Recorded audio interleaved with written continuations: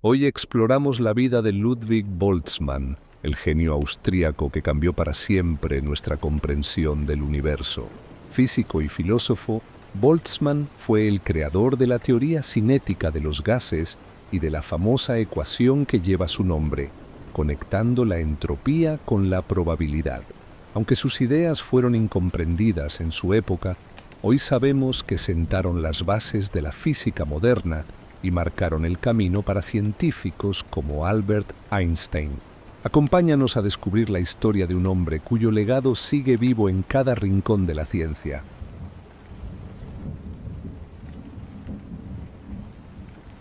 La noche entre la fiesta y la ceniza, juventud y primeros pasos. La vida de Ludwig Boltzmann, aunque culminó en una tragedia que resonó con la ferocidad de un drama griego, comenzó con una curiosa dualidad que él mismo se encargaría de interpretar. Nació en el distrito de Landstraße, en Viena, el 20 de febrero de 1844. Aquella noche marcaba la frontera exacta entre el martes de carnaval, el día del jolgorio y la fiesta, y el miércoles de ceniza, el día de la penitencia y la austeridad. Este hecho, en apariencia una simple coincidencia del calendario religioso, fue transformado por Boltzmann en una explicación metafórica de su propio temperamento. Aunque la vida de Boltzmann transcurrió inicialmente en una seguridad material considerable, el destino se encargó de introducir las primeras sombras a edad temprana. Su padre, Ludwig Georg, era un funcionario del gobierno austriaco con el título de concipista imperial y real de la Cámara, hijo de un relojero protestante de Berlín que se había trasladado a Viena. Su madre, Katharina Pauernfeind, era de confesión católica y provenía de una familia acomodada de Salzburgo. Ludwig Eduard, el primogénito, fue bautizado y educado bajo la fe católica de su madre. La familia creció con el nacimiento de su hermano Albert en 1846 y su hermana Hedwig en 1848. La infancia temprana de Ludwig transcurrió entre Wels y Linz, ya que su padre se trasladaba por motivos laborales. Fue en Linz donde Boltzmann asistió al Gymnasium local, una escuela secundaria de formación clásica, mostrando una precocidad notable y un entusiasmo evidente por las ciencias. Mantenía consistentemente las notas más altas de su clase. Su interés juvenil por la naturaleza se manifestaba en la recolección de mariposas y el estudio de plantas. Sin embargo, a los 15 años, aproximadamente en 1859, sufrió un doble golpe, la muerte de su padre a causa de tuberculosis, y poco después, el fallecimiento de su hermano Albert a causa de neumonía, mientras aún estaba en la escuela secundaria. Estas tragedias personales dejaron una huella indeleble en el joven, sumándolo a la tristeza y obligando a su madre viuda a sostener la educación de la familia con una pensión modesta. La preocupación por la estabilidad económica de su madre y su hermana se convertiría en un factor de motivación y ansiedad en su carrera posterior. Una anécdota temprana que revela la seriedad y el rigor con el que abordaba el aprendizaje se relaciona con el deterioro de su vista. Boltzmann creía que sus problemas de visión, que lo afligirían gravemente en sus últimos años, se debían a las largas noches que pasaba estudiando a la luz de las velas durante su juventud en Linz. A pesar de esta seriedad, su juventud también estuvo marcada por toques de arte. Tomó lecciones de piano con el famoso compositor Anton Bruckner. Aunque estas clases terminaron abruptamente después de que su madre hiciera un comentario desfavorable sobre Bruckner por dejar su impermeable mojado sobre una cama, Boltzmann siguió tocando el piano toda su vida, llegando a ser un músico competente. A la edad de 19 años, en 1863, ingresó en la Universidad de Viena. Allí se dedicó a las matemáticas y la física, aunque su formación fue amplia, cursando también 10 cursos de filosofía. Entre sus profesores, el experimentalista von Ettinghausen y el matemático Petzval, le impresionaron, pero fue el teórico y experimentalista Joseph Stefan quien se convirtió en su mentor fundamental. Stefan, un científico de origen esloveno, jugaría un papel crucial en el futuro de Boltzmann. No solo lo tomó bajo su protección, sino que lo expuso a las ideas más vanguardistas de la física de la época. Boltzmann se convirtió en el asistente de Stefan, una posición necesaria para ayudar a su madre y hermana con el sostén económico. Stefan tenía una particular apertura hacia las ideas no británicas, y su gran regalo a Boltzmann fue un ejemplar de los trabajos de James Clerk Maxwell, cuyas teorías sobre el electromagnetismo Stefan estaba adoptando. Dado que en ese momento Boltzmann no entendía ni una palabra de inglés, Stefan completó el regalo con una gramática de inglés. Este momento, en el que se le proporciona el idioma y el texto fundamental, es un hito importante. La mecánica estadística y la teoría electromagnética de Maxwell, dos pilares de su carrera, le llegaron de la mano de su mentor, con la exigencia de que aprendiera un idioma extranjero para asimilarlas. El ascenso académico de Boltzmann fue rápido y brillante. Publicó su primer artículo científico en 1865. Al año siguiente, en 1866, obtuvo su doctorado a la edad de 22 años. Curiosamente, en esa época el plan de estudios en Viena no exigía una tesis para obtener el grado de doctor en la Facultad de Filosofía, un requisito que se implementaría solo años después, entre 1872 y 1873. En 1867 dio su discurso inaugural como Privatdozent, que era un profesor no remunerado, y finalmente, en marzo de 1868, obtuvo la Habilitation, el permiso formal para enseñar en una universidad. Tras trabajar 2 años más con Stefan, Boltzmann fue designado para una cátedra de física matemática en Graz en julio de 1869. Antes de asentarse definitivamente, aprovechó la oportunidad para viajar, buscando la colaboración de las grandes figuras de la física alemana. En 1870, asistió a las conferencias de Bunsen y Königsberger en Heidelberg. Ese mismo año viajó a Berlín para trabajar con Gustav Kirchhoff y Hermann von Helmholtz. La urgencia de su dedicación era tal que, en 1870, se vio obligado a correr de vuelta a Viena debido al estallido de la guerra franco-prusiana. Sin embargo, regresó a Berlín el año siguiente, en 1871, para continuar sus investigaciones sobre materiales dieléctricos, aquellos que no conducen la electricidad, más o menos bajo la supervisión de Kirchhoff y Helmholtz. Durante este periodo, emergió un rasgo de su carácter que revela la intensidad de su dedicación científica, su gran conciencia por la prioridad en la publicación de sus trabajos.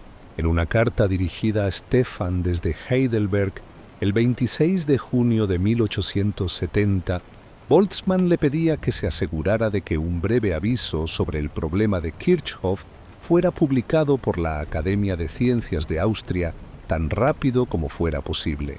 Este afán por la prioridad demostraba que el joven físico, ya a sus 20 y tantos años, se veía inmerso en la competencia por el descubrimiento, una dinámica que marcaría sus futuras controversias y batallas por el atomismo, la idea de que la materia está compuesta de partículas indivisibles. Así, al terminar su primera etapa formativa y viajar a su primer puesto como profesor titular en Graz, Ludwig Boltzmann era ya un hombre de contrastes, marcado por la tragedia familiar, autoexigente hasta el extremo de dañar su vista, formado en el rigor matemático pero abierto a la novedad teórica de Maxwell, y dotado de una sensibilidad emocional que, según él mismo, reflejaba la noche de su nacimiento, oscilando entre el rigor de la ceniza y la excentricidad de la fiesta. En Graz, este brillante y complejo joven científico se preparaba para iniciar una revolución en la comprensión de la naturaleza.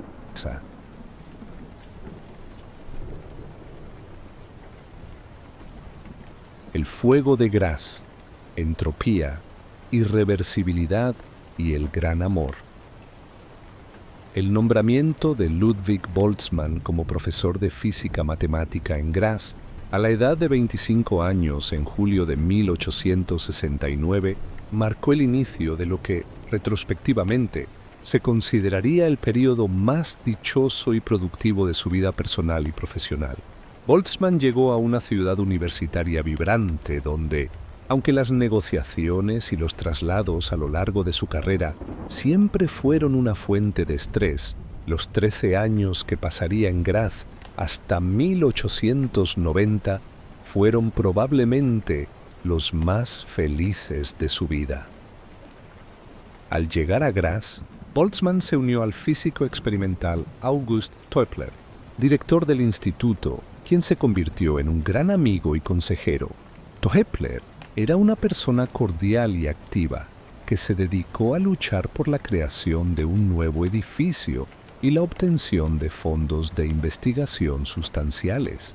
El ambiente en Graz era de intensa actividad científica y Boltzmann, a pesar de su título en física matemática, se involucró en el trabajo práctico, mostrando un interés y habilidad considerables por la experimentación. En 1873, por ejemplo, publicó un estudio experimental sobre la relación entre la permitividad dieléctrica, que es la capacidad de un material para almacenar energía eléctrica, y el índice de refracción, que mide cómo la luz se desvía al atravesar un material. Fue en este entorno estimulante donde Boltzmann alcanzó su primer cenit científico. En 1872, con solo 28 años, publicó un artículo fundamental titulado modestamente For Their Researches on the Thermal Equilibrium of Gas Molecules, que significa investigaciones adicionales sobre el equilibrio térmico de las moléculas de gas, en las actas de la Academia Imperial de Ciencias de Viena. En este trabajo introdujo la ecuación célebre que lleva su nombre, la ecuación de Boltzmann. Esta ecuación fue, desde una perspectiva histórica, la primera formulada para describir la evolución temporal de una probabilidad, es decir, cómo cambia con el tiempo la posibilidad de que ocurra un evento determinado. A través de ella, Boltzmann demostró matemáticamente la irreversibilidad de los fenómenos macroscópicos, o sea, demostró por qué las cosas grandes que vemos a nuestro alrededor no pueden revertirse en el tiempo de forma natural. La clave de esta irreversibilidad radicaba en la colosal diferencia de escala entre los objetos cotidianos y las moléculas. La vasta cantidad de moléculas presentes en cualquier volumen explicaba la irreversibilidad a través de las leyes de la probabilidad. Aunque el trabajo usaba la probabilidad, Boltzmann parecía inicialmente convencido de que su resultado se derivaba de las ecuaciones mecánicas sin excepción, aparte de las fluctuaciones, creyendo haber proporcionado una prueba de la segunda ley de la termodinámica en una base puramente mecánica. Los años de juventud estuvieron marcados por la estrecha amistad y colaboración con Joseph Loschmidt, su ayudante y amigo más cercano de Viena, que se mantendría a pesar de las controversias científicas. Una anécdota que revela el humor de Boltzmann y su carácter inusual se remonta a sus primeros años de investigación. Boltzmann quería realizar un experimento con esferas hechas de cristales de azufre, pero no encontraba a nadie que quisiera pulirlas. Loschmidt, con un sentido del humor que Boltzmann recordaría más tarde, propuso una solución curiosa. Pulirían las esferas juntos mientras hacían fila para comprar entradas en el Burgtheater, el famoso teatro de Viena. Incluso esperaban que el disulfuro de carbono que planeaban usar incomodara tanto a la gente en la fila que se fueran, dejándoles mejores lugares. La vida personal de Boltzmann en Graz tomó un rumbo definitivo y profundamente romántico. Antes de dejar su primer puesto en Graz para convertirse en profesor de matemáticas en Viena en 1873, conoció a Henriette von Eigentler. Henriette, 10 años menor que Ludwig, era huérfana y se ganaba la vida como maestra. Inspirada por su encuentro con Boltzmann, decidió estudiar matemáticas, una decisión que la colocó en conflicto directo con las normas sociales y académicas de la época. El decano de la Facultad de Filosofía de Graz, el profesor Hirzel, se opuso firmemente a que Henriette estudiara matemáticas y física. Según él, el destino de una mujer era cocinar alimentos y limpiar cuartos, considerándolo el único sustento de una vida familiar sólida. Aunque en su primer semestre se le permitió asistir a las clases solo como oyente, para el segundo semestre la facultad aprobó una regla para excluir formalmente a las estudiantes. Henriette no se rindió. Apeló su caso directamente al ministro de Educación Pública, un ex colega de su difunto padre en el tribunal de Graz, quien la eximió de la regla. El problema resurgió al semestre siguiente. Finalmente, después de comprometerse con Boltzmann, Henriette incluso aprendió a cocinar en la casa del alcalde de Graz, siguiendo el consejo, aunque quizá irónico, del profesor Hirzel. La relación sentimental de Boltzmann y Henriette se desarrolló a través de la correspondencia, especialmente después de que Boltzmann se trasladara a Viena. Su correspondencia, publicada por su nieto, revela la evolución de su afecto. Las cartas iniciales de Henriette a Boltzmann comenzaban formalmente con Hochgeehrtes Fräulein, que en alemán significa señorita altamente honrada, pero a medida que la intimidad creció, ella pasó a llamarlo Louis en lugar de Ludwig, y él se refería a ella simplemente como Yeti. Este cambio de Hochgeehrtes Fräulein a Yeti ocurrió específicamente en la semana entre el 30 de noviembre y el 6 de diciembre de 1875. Su compromiso formal se selló con una propuesta de matrimonio por escrito el 27 de septiembre de 1875. Boltzmann, en un gesto que mezclaba la seriedad económica con el humor, señaló: como matemático, usted no encontrará muy poético que los números que dominan el mundo, refiriéndose a su salario de 5.400 florines. Regresó a Graz en 1876 para ocupar la cátedra de física experimental y se casó con Henriette, con quien formó una familia y tuvo 5 hijos.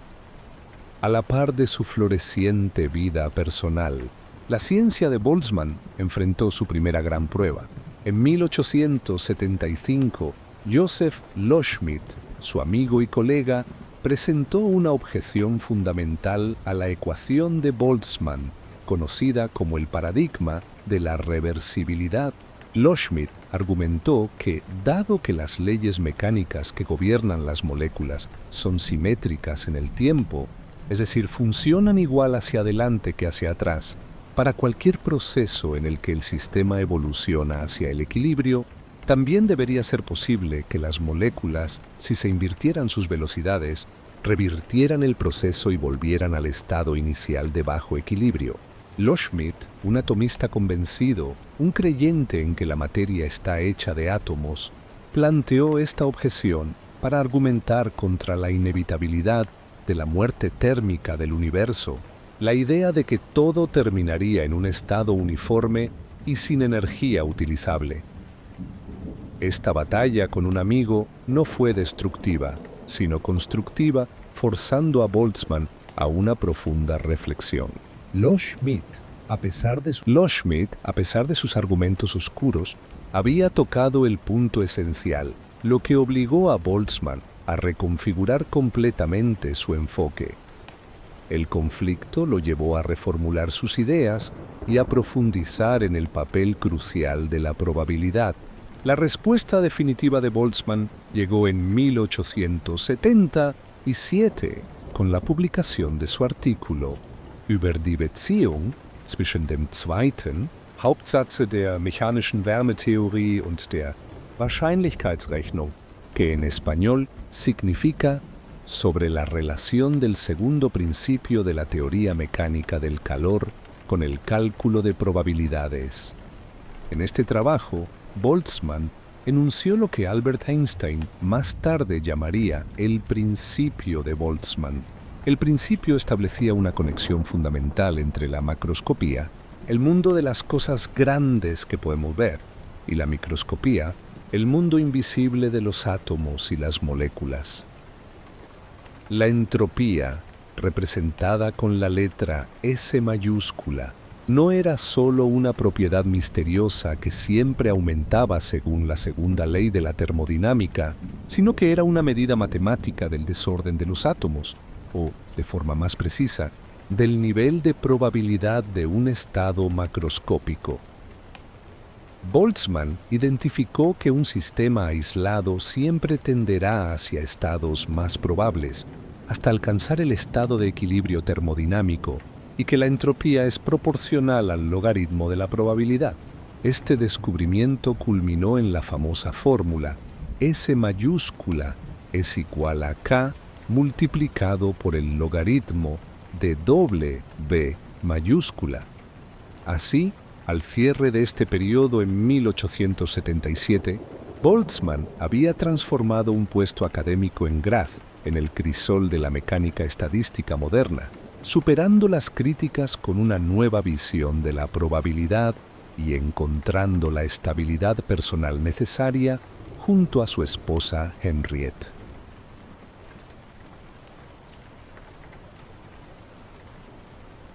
El doctor honoris causa y las sombras personales. El período comprendido entre 1877 y 1890, años en los que Ludwig Boltzmann se encontraba en su segundo periodo en Graz, se caracterizó por la culminación de sus logros científicos más trascendentales y al mismo tiempo por el inicio de profundas tensiones personales y emocionales que presagiaban su futura inestabilidad. Para 1877, Boltzmann, que tenía 33 años, había establecido la conexión fundamental entre la entropía y la probabilidad con su famosa fórmula, S mayúscula es igual a K multiplicado por el logaritmo de W mayúscula. Sus ideas gozaban de una creciente reputación internacional, y él se consolidó como una figura central en la física. Durante esta etapa en Graz, que se extendió hasta 1890. A pesar de la intensidad de sus logros teóricos, Boltzmann fue ante todo un conferenciante brillante. Su estilo era tan cautivador que fascinaba a un amplio abanico de estudiantes y colegas. Sus clases eran conocidas por ser cristalinas, ingeniosas y humorísticas, llenas de anécdotas estimulantes. Los estudiantes que lo escucharon atestiguaron que su oratoria era poderosa, impresionante por su conocimiento y personalidad. Su enfoque pedagógico era notablemente claro. Escribía todas las fórmulas y desarrollos de la clase anterior de forma legible y clara, lo que permitía a los estudiantes ponerse al día fácilmente. La sala de conferencias estaba siempre llena, con estudiantes no solo de física, sino también de química. Un estudiante relató que en una ocasión un compañero citó el propio trabajo de Boltzmann de forma tan exhaustiva que una sonrisa maliciosa apareció en el rostro de Boltzmann, quien finalmente comentó: «Si tan solo yo conociera mi propio trabajo también». Además, no le molestaba corregirse a sí mismo durante las lecciones, exclamando: «¡Ah, qué estúpido fui!». Lise Meitner, una futura alumna que también se convertiría en una física destacada, recordaría que Boltzmann transmitía un entusiasmo que hacía que cada clase pareciera la introducción a un mundo nuevo y maravilloso. La fama de Boltzmann se extendió más allá de las fronteras austriacas. Entre sus estudiantes se encontraban futuros ganadores del premio Nobel, como el sueco Svante Arrhenius, quien recibió el Premio Nobel de Química en 1903, y el alemán Walther Nernst, quien lo recibió en 1920. Su reputación le había ganado la atención internacional, siendo honrado con un doctorado honoris causa, un título honorífico que las universidades otorgan a personalidades distinguidas, en 1894 por la Universidad de Oxford. Este reconocimiento internacional contrastaba a veces con la incomprensión de sus teorías en el mundo de habla alemana en ese momento. Boltzmann, casado con Henriette von Eichentler, mantuvo una vida familiar cálida y excéntrica. Su inclinación por la invención, que se manifestaba en la predicción de la superioridad de los aeroplanos, también se extendía a su hogar.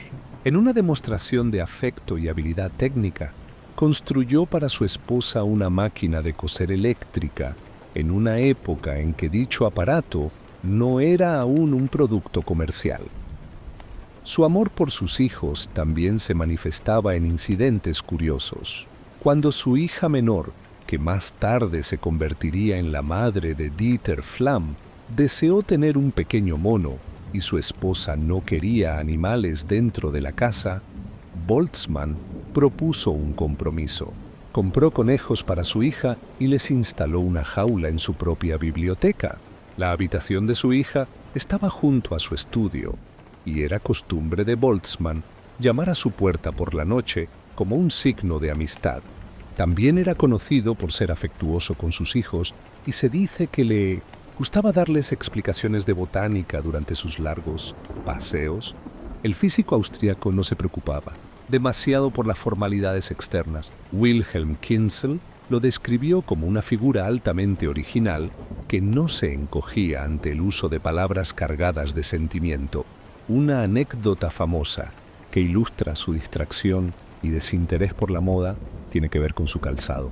Se cuenta que Boltzmann usó un par de zapatos tan viejos que su esposa le instó a comprar unos nuevos, pero él se negó. Un día, alguien le comentó que le parecía extraño que cuando un recipiente tiene una fuga, el agua fluye hacia afuera, pero cuando un zapato tiene un agujero, el agua se filtra hacia adentro. El físico, después de reflexionar sobre esta idea, compró un par de zapatos nuevos al día siguiente. Otro episodio que subraya su carácter de hombre de la tierra, más preocupado por la realidad que por los libros, sucedió mientras vivía en su granja cerca de Oberkreuzbach. Se dice que compró una vaca y que él mismo la condujo por las calles de Graz, no sin antes consultar a sus colegas zoólogos sobre la mejor manera de ordeñarla. A pesar de su genio teórico, Boltzmann era un científico con los pies en la tierra, con interés y habilidad para el trabajo experimental. Su colega y amigo, Gerhard Kowalewski, lo describió como poseedor de una amabilidad humana ilimitada y siempre dispuesto a entender, llegando incluso a sacar lápiz y papel para seguir las explicaciones de los jóvenes profesores.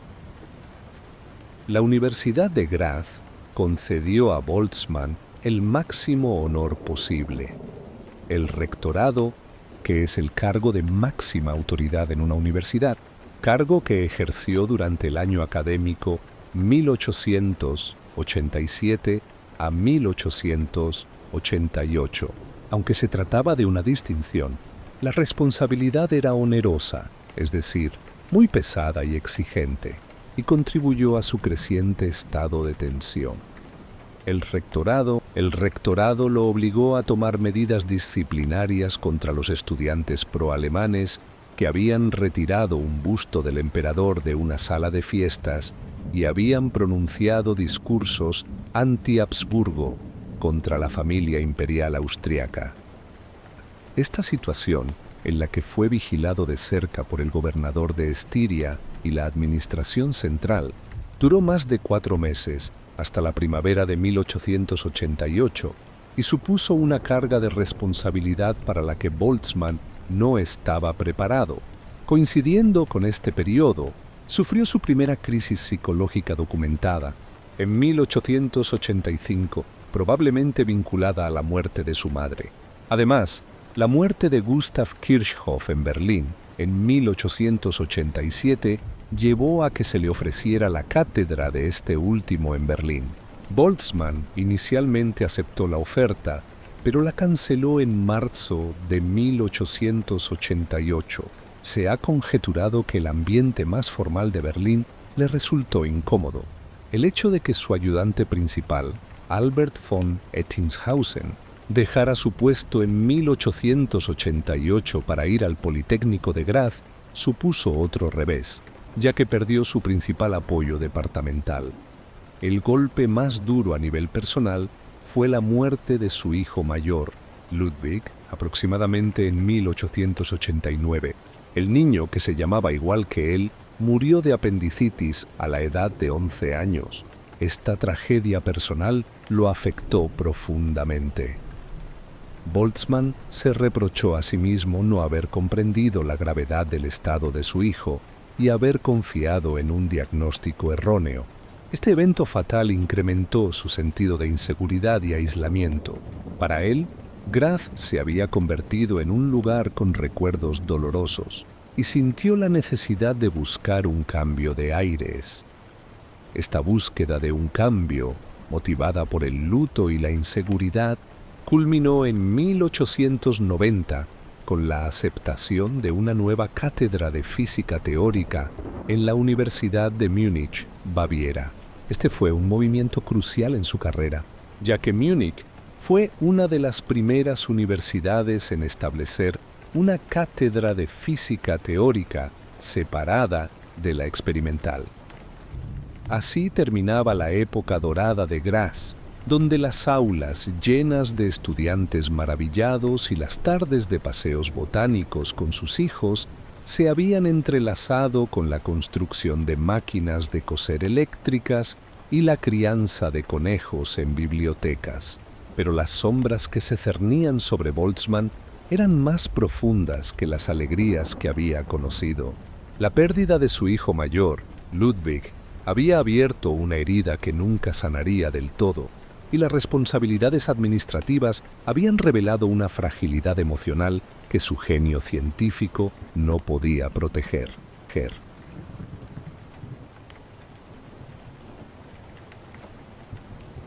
Múnich, el interludio de los modelos y el asedio filosófico. El traslado de Ludwig Boltzmann a Múnich en 1890, a la edad de 46 años, marcó un intermedio crucial y relativamente pacífico en su tumultuosa carrera académica. Habiendo dejado Graz motivado por el dolor de la pérdida de su hijo mayor, Boltzmann buscó una atmósfera profesional distinta, encontrándola en Baviera durante 4 años. Este periodo fue esencial para consolidar su visión como teórico. Justo cuando la guerra de ideas contra el atomismo, la teoría de que la materia está compuesta de átomos indivisibles, comenzaba a intensificarse. Boltzmann fue a Múnich para ocupar una nueva cátedra de física teórica. Este nombramiento era un signo de los tiempos y fue justificado por la universidad basándose en la creciente separación de la física teórica de la experimental. La facultad argumentó que la física experimental, con su trabajo inductivo, es decir, que parte de observaciones particulares para llegar a conclusiones generales, demandaba una práctica y conocimiento de técnicas cada vez más complicadas. Por otro lado, la física teórica, con su proceso deductivo, que parte de principios generales para llegar a conclusiones particulares, requería un dominio íntimo de las matemáticas y sus herramientas. La universidad reconoció que cada vez menos físicos podían dominar ambos métodos con la misma perfección. Por ello, un talento como Boltzmann, con su educación matemática más completa y capacidad para desarrollar las teorías de Maxwell, Clausius y Helmholtz, se consideraba indispensable para la nueva posición.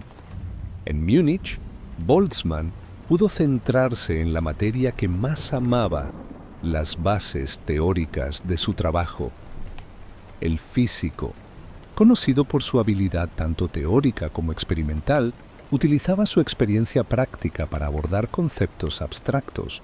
Habiendo enseñado física experimental durante 14 años en Graz, Boltzmann era un creyente en la utilidad de los modelos mecánicos para ilustrar la teoría de una forma muy viva. Su máquina más famosa de este periodo fue el Bicycle, conservando el nombre alemán para evitar la traducción inadecuada de bicicleta. Esta máquina era un modelo mecánico que inventó para visualizar la teoría electromagnética de Maxwell. Su propósito era ilustrar, en términos mecánicos, la influencia mutua entre dos circuitos eléctricos. El Bicycle fue construido por Herr Gastiger, un maestro mecánico de Graz.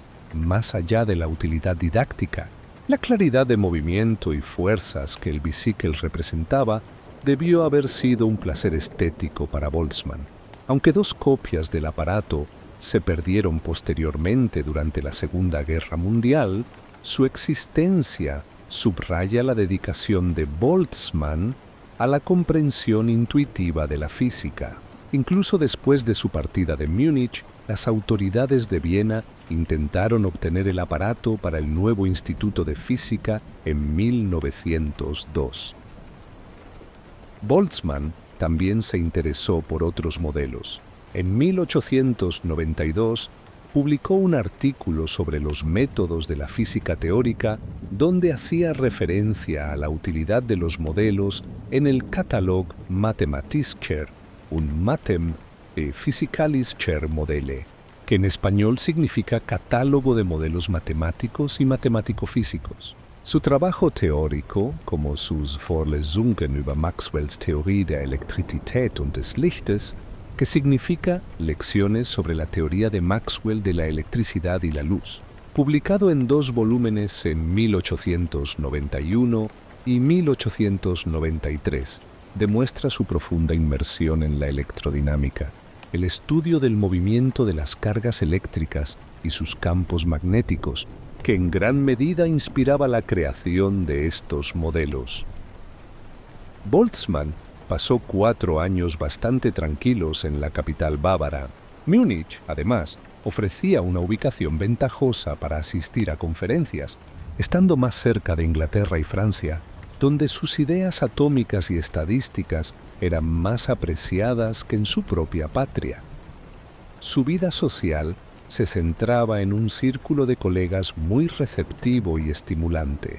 Mantenía reuniones semanales en el Hofbrauhaus, una famosa cervecería de Múnich, donde discutía asuntos académicos sobre un vaso de cerveza.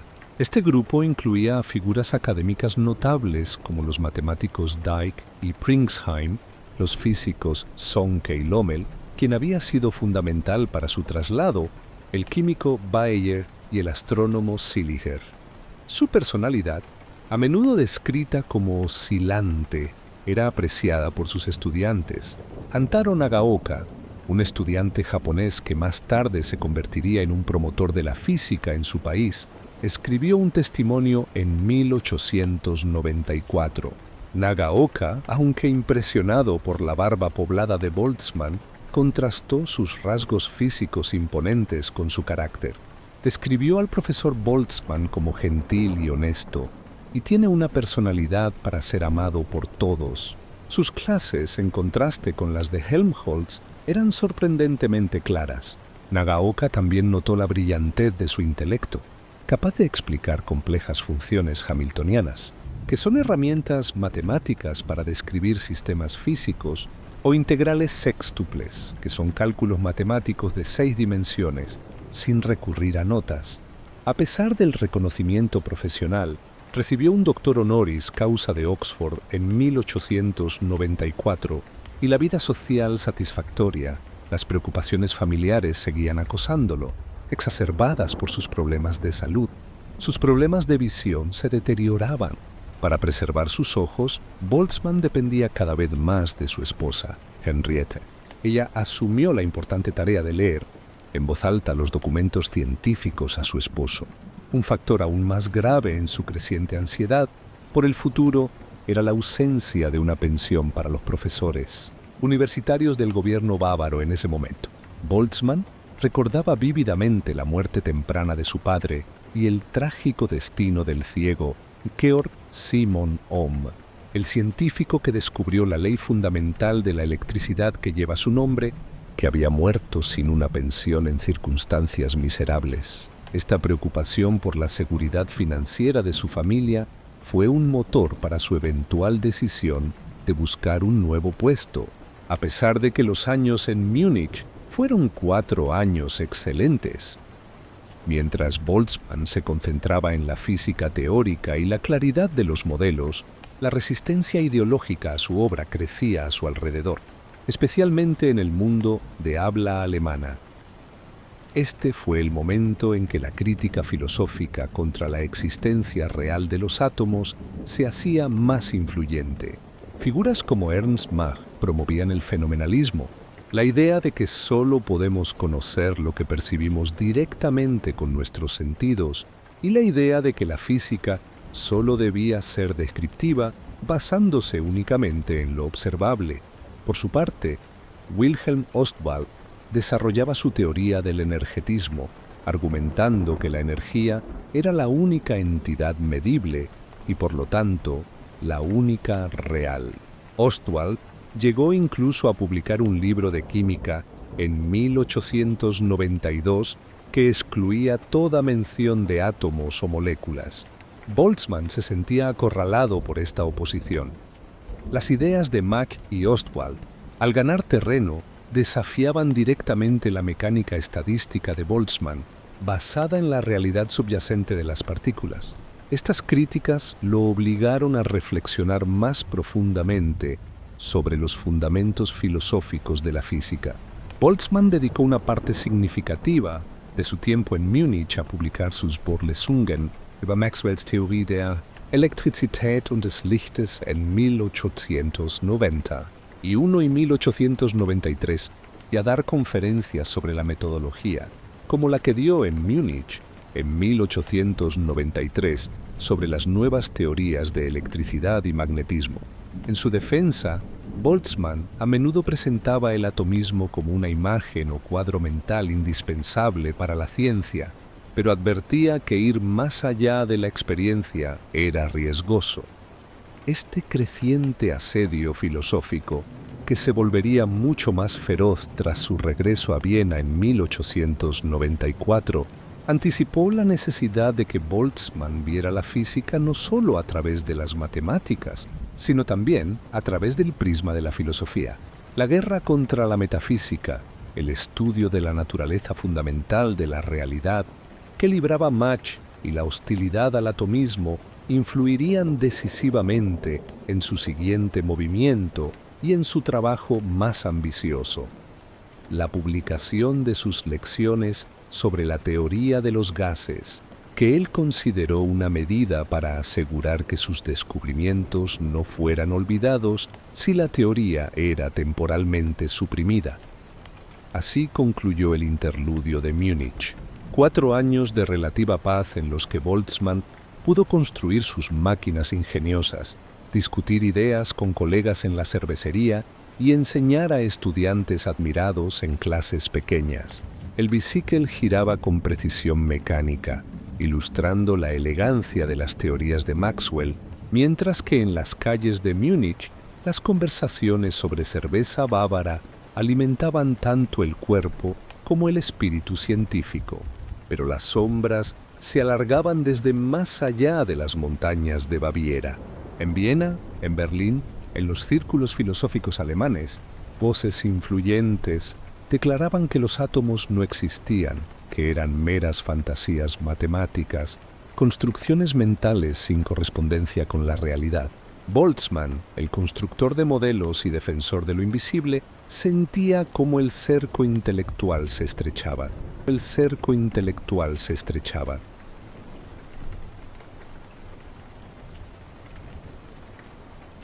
El defensor de los átomos, la batalla ideológica. El regreso de Ludwig Boltzmann a Viena en 1894, a la edad de 50 años, lejos de representar un triunfo sereno o un establecimiento definitivo, lo arrojó directamente al centro de una batalla ideológica que definiría el resto de su vida: la defensa vehemente de los átomos frente a una oleada de escepticismo filosófico y físico. Los 4 años de relativo sosiego disfrutados en Múnich quedaron atrás, reemplazados por una atmósfera académica que él mismo llegaría a describir como opresiva. Al volver a la capital austriaca, el ambiente se tornó palpable y abiertamente hostil hacia el atomismo, la teoría de que la materia está compuesta de átomos en Alemania y Europa Central. El principal foco de conflicto se materializó en 1895, apenas un año después de su llegada, cuando Ernst Mach fue nombrado profesor de una nueva cátedra en la Universidad de Viena, Historia y Filosofía de las Ciencias Inductivas. Mach, cuyo fenomenalismo, la idea de que solo podemos conocer lo que percibimos directamente, negaba la necesidad de postular entidades invisibles como los átomos, comenzó a atraer o desviar a los estudiantes de Boltzmann. La crítica contra las ideas de Boltzmann se introdujo en la universidad a través de las muy apreciadas conferencias de Mach. Para muchos, el panorama intelectual de la época se polarizó. Boltzmann representaba la vieja ciencia mecanicista, mientras que Mach anunciaba la física moderna.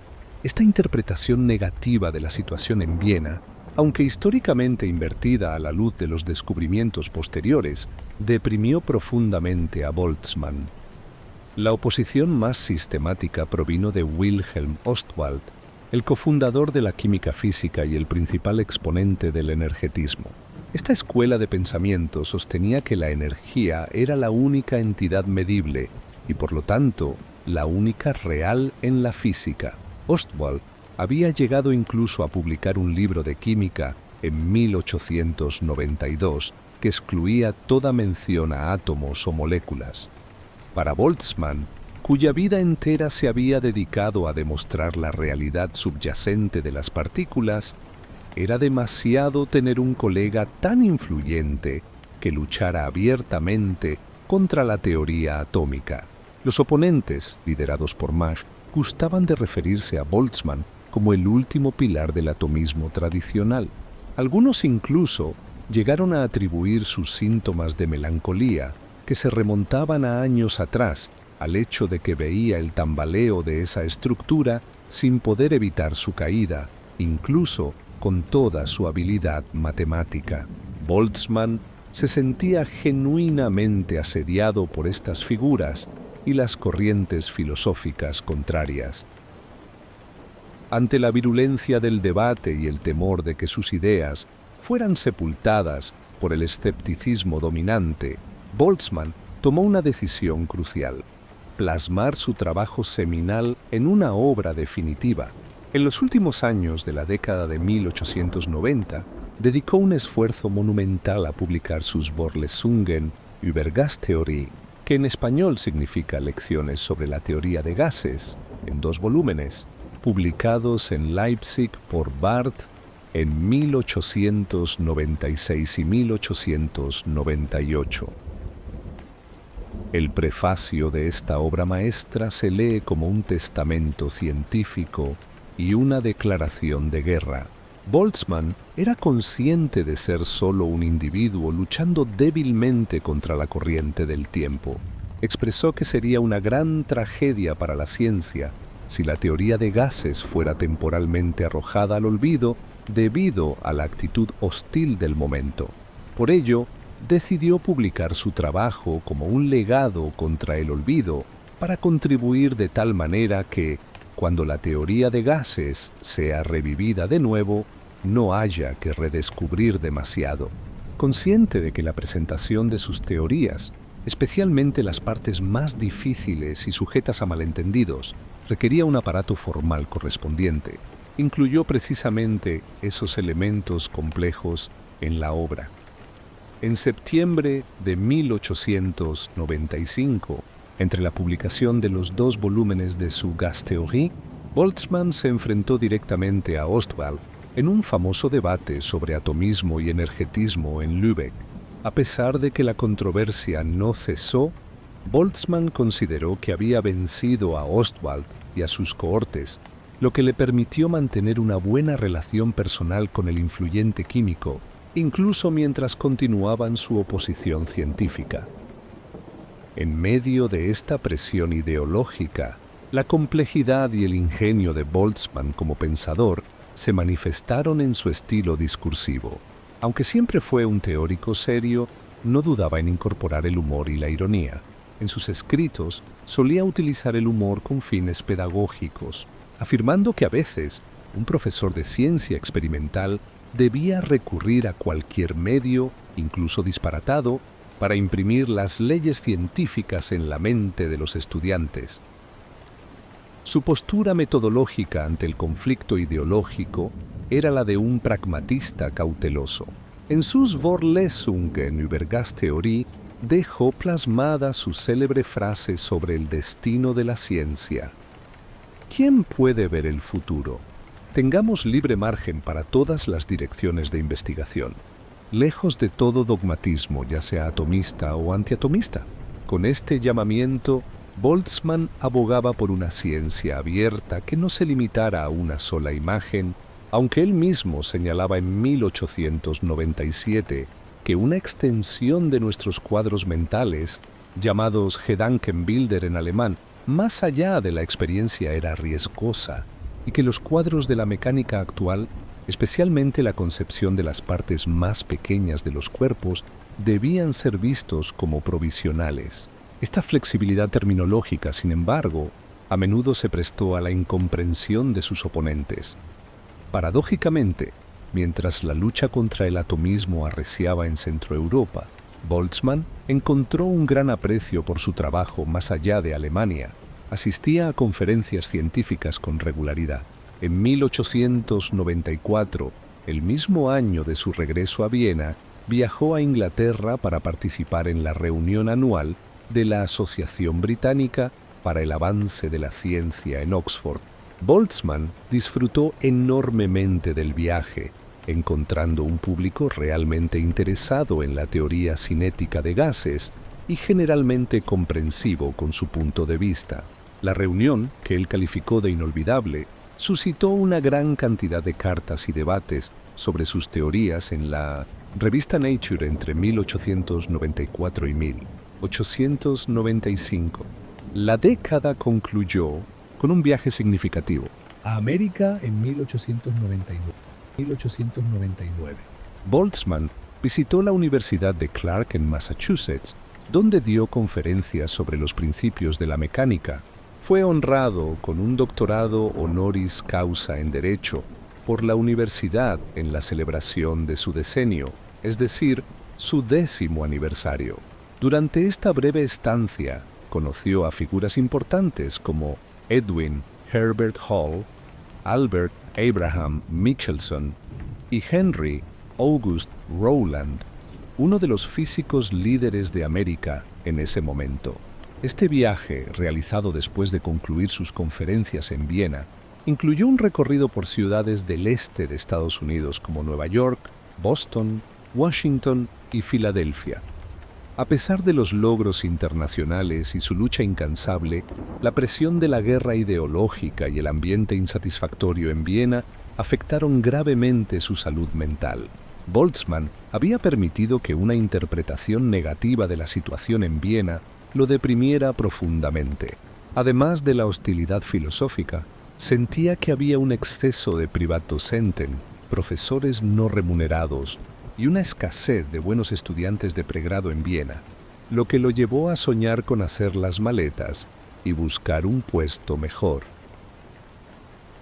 Esta búsqueda de un nuevo destino se concentró en Leipzig, una ciudad que le ofrecía la oportunidad de estar lejos de estudiantes aburridos y filósofos peligrosos. Ostwald, a pesar de sus diferencias, facilitó las negociaciones. La tensión académica se intensificó con la carga de trabajo autoimpuesta. Boltzmann se sintió obligado a terminar extensos artículos técnicos para la enciclopedia matemática de Felix Klein, un proyecto que requirió mucho más esfuerzo del que había anticipado. Este exceso de trabajo lo sumió en un estado de nerviosismo creciente. En junio de 1900, Felix Klein escribió a Sommerfeld que Boltzmann está enfermo, lo que significaba que se encontraba en un estado de ánimo profundamente deprimido sobre las alternativas Viena versus Leipzig. El incremento de su nerviosismo y depresión, a menudo vinculado a la filosofía y el conflicto intelectual, se tradujo en una intensa inestabilidad laboral. En abril de 1900, al presentar su renuncia a Viena para trasladarse a Leipzig, confesó a Ostwald que tenía una tendencia hacia el nerviosismo y que, debido a que estaba obligado a terminar los artículos para Klein, había caído una vez más en la fiebre por nombramiento. Esta Berufungsfieber en alemán, fiebre por nombramiento, reflejaba su deseo irrefrenable de escapar de las circunstancias académicas y emocionales que lo asediaban. El capítulo concluye con Boltzmann, de 56 años, dejando Viena en septiembre de 1900. Su salida, motivada por la necesidad de hallar descanso y reconocimiento en medio de un asedio intelectual que erosionaba su bienestar, lo condujo a Leipzig, inaugurando una fase marcada por una profunda neurastenia. Así partió de Viena el defensor de los átomos, el último pilar como lo llamaban sus detractores, cargando con el peso de una batalla que parecía perdida. Las lecciones sobre la teoría de gases quedaban como su testamento científico, un legado contra el olvido que gritaba al futuro: los átomos existen, aunque nadie quiera verlos ahora.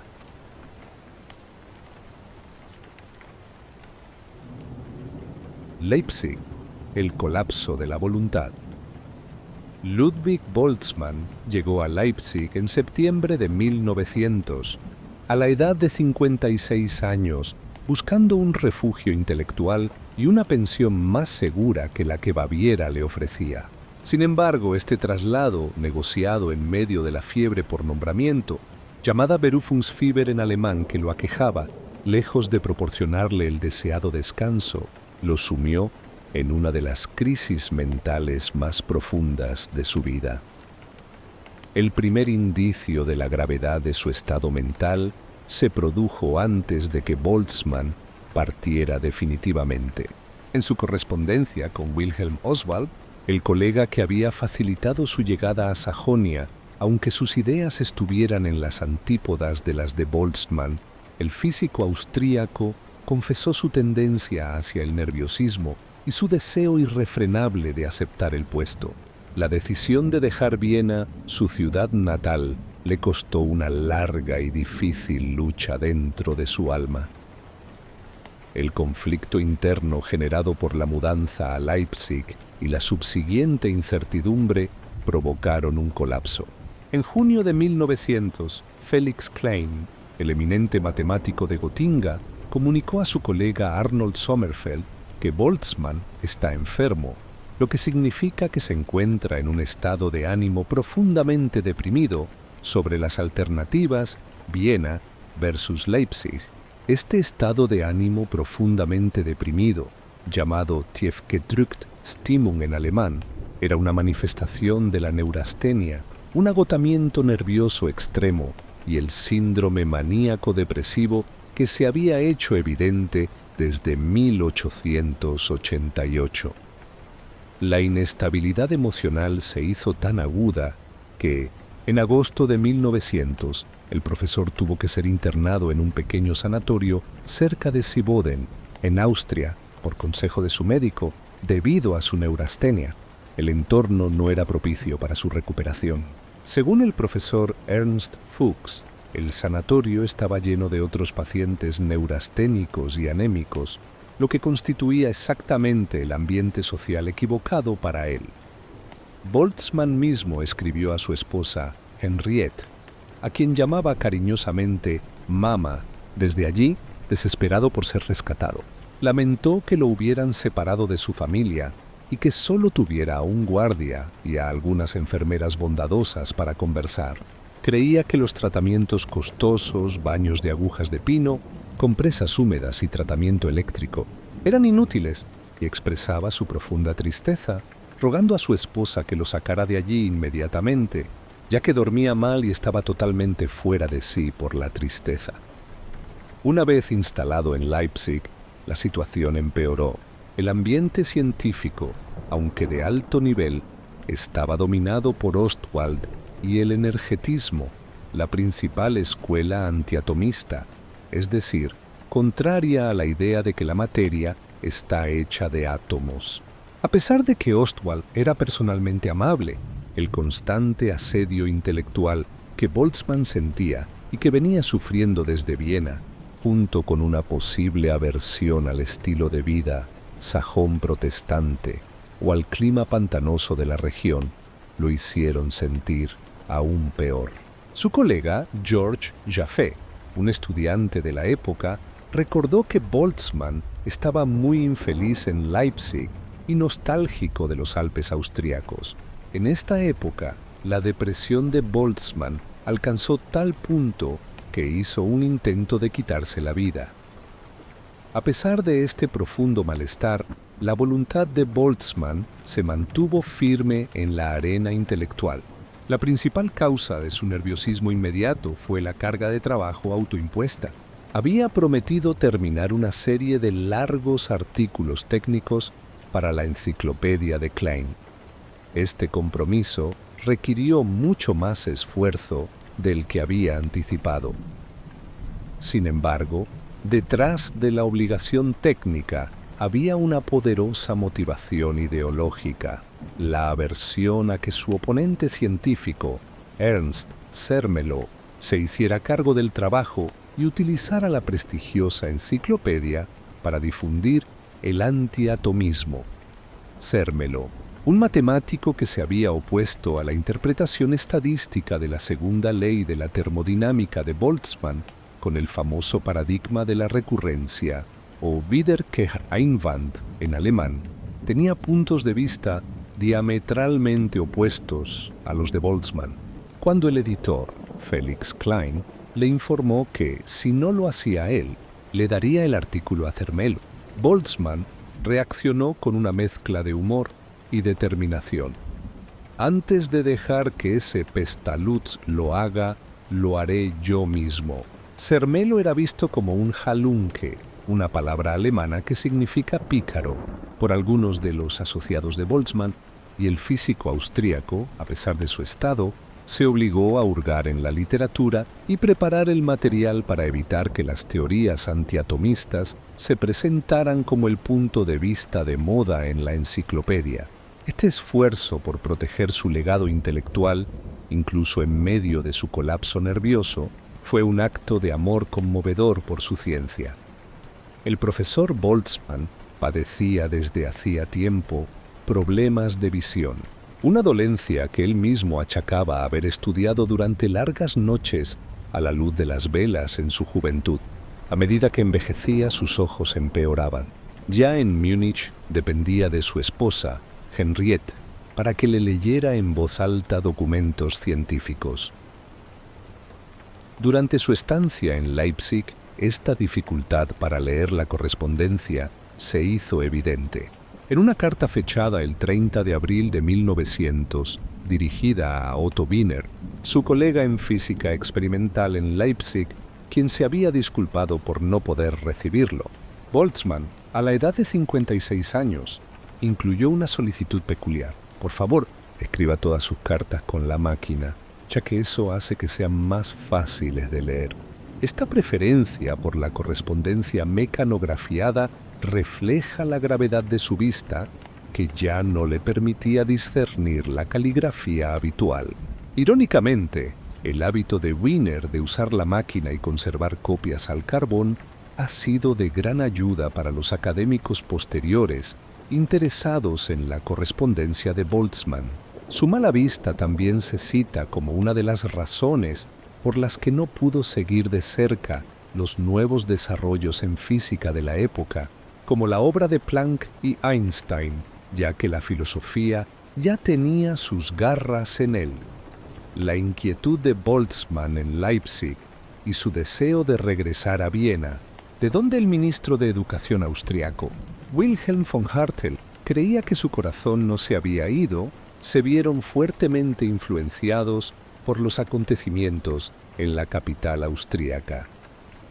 En 1901, Ernst Mach se retiró de su cátedra de Historia y Filosofía de las Ciencias Inductivas tras sufrir un derrame cerebral en 1898 que le paralizó el lado derecho del cuerpo.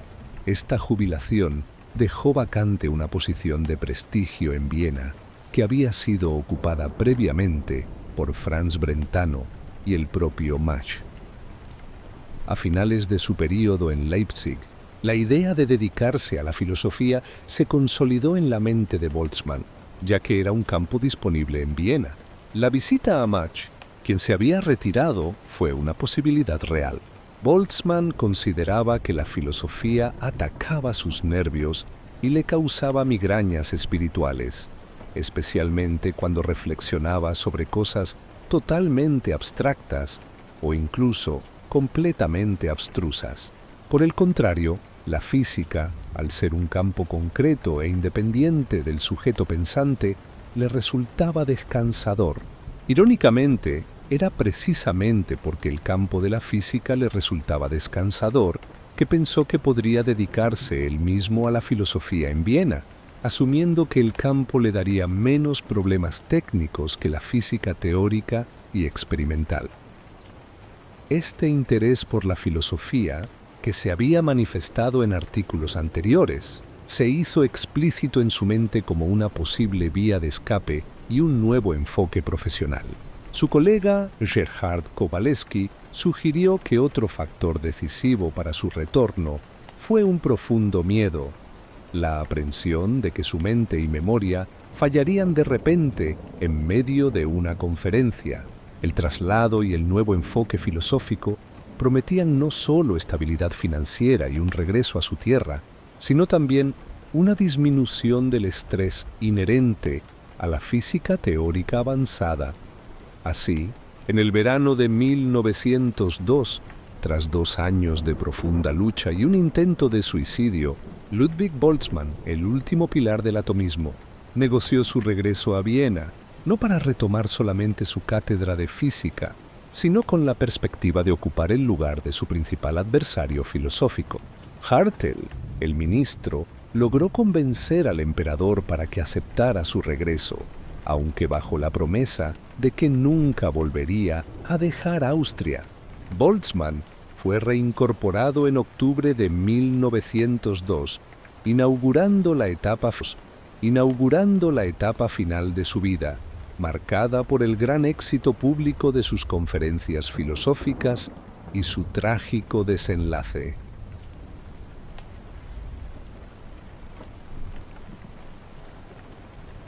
La Cátedra de la Hidra, Filosofía, Humor y Dolencias. El regreso de Ludwig Boltzmann a Viena en octubre de 1902, a la edad de 58 años, se sintió como una rendición tanto como una victoria. Había dejado Leipzig infeliz, sumido en una depresión profunda causada por la neurastenia, un agotamiento nervioso que lo atormentaba, y regresaba a su ciudad natal convencido por el ministro de Educación, Wilhelm von Hartel, quien había asegurado el retorno prometiendo al emperador Francisco José que Boltzmann nunca volvería a dejar Austria. El factor decisivo para su retorno, que había estado rondando su mente desde su estancia en Leipzig, fue la oportunidad de reorientar su carrera hacia la filosofía. Ernst Mach, su gran rival filosófico, se había retirado de su cátedra de Historia y Filosofía de las Ciencias Inductivas en 1901 tras sufrir un derrame cerebral.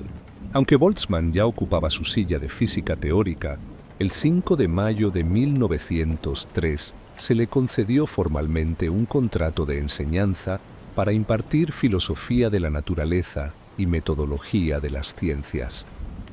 Aunque legalmente Boltzmann no poseía 2 cátedras, este contrato lo convirtió en el sucesor de facto de Mach y, en cierto sentido, del influyente filósofo Franz Brentano. Su nuevo rol era el de enfrentar a la hidra de la duda filosófica, una tarea que él abordó con una mezcla de pavor y entusiasmo. En su correspondencia, Boltzmann confesó que si bien el trabajo en física, al ser un campo concreto, le resultaba descansador, la filosofía abstracta atacaba sus nervios y le causaba migrañas espirituales.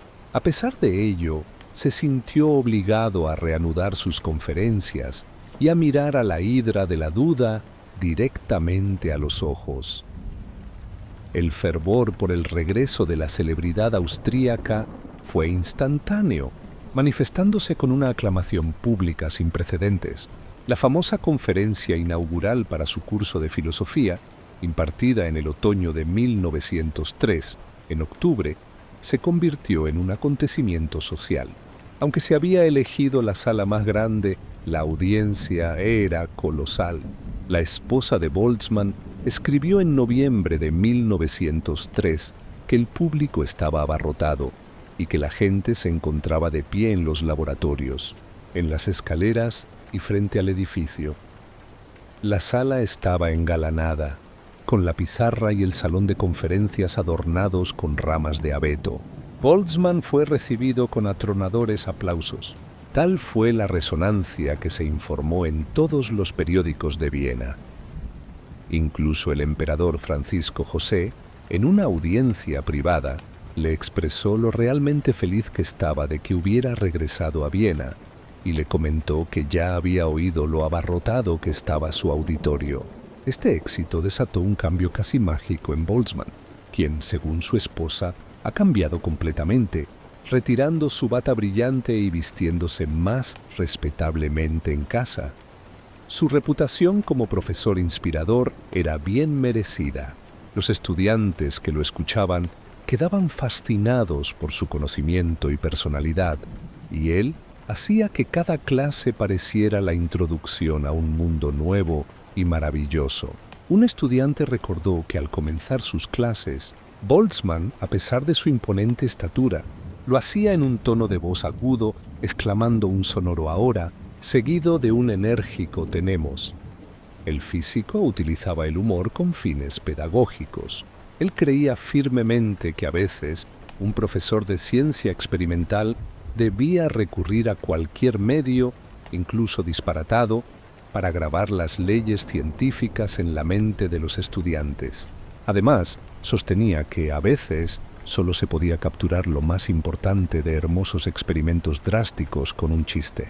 Esta estrategia didáctica, que incluía chistes y anécdotas, era una forma de asegurar que los conceptos complejos no pasaran desapercibidos. Su método también implicaba un rigor visual. Escribía todos los desarrollos de la clase anterior de forma legible y clara en la pizarra izquierda antes de comenzar la nueva lección, de modo que el estudiante que se había ausentado pudiera ponerse al día fácilmente. A pesar del júbilo público, su salud seguía siendo una fuente de profunda preocupación. A principios de 1903, su esposa escribió que padecía neurastenia, catarro bronquial y terrible ronquera, además de un problema en el cuello que requirió un corte. Estos síntomas persistentes mostraban la inestabilidad que lo obligaría a cancelar clases más tarde. En medio de estas dolencias, el 20 de febrero de 1904 cumplió 60 años. Sus colegas austríacos, bajo el liderazgo de su asistente Stefan Meyer, le prepararon un enorme volumen de homenaje. La obra, publicada puntualmente por Barth en Leipzig, fue un libro inmenso de más de 1000 páginas que incluía contribuciones de más de 100 académicos reconocidos de varios continentes. Entre ellos se encontraba Walter Nernst, un antiguo estudiante de Graz, quien contribuyó con un artículo que, esperaba, le proporcionaría a Boltzmann un pequeño momento de felicidad. En la celebración de su cumpleaños, un estudiante, probablemente Paul Ehrenfest, rindió homenaje a Boltzmann durante una conferencia.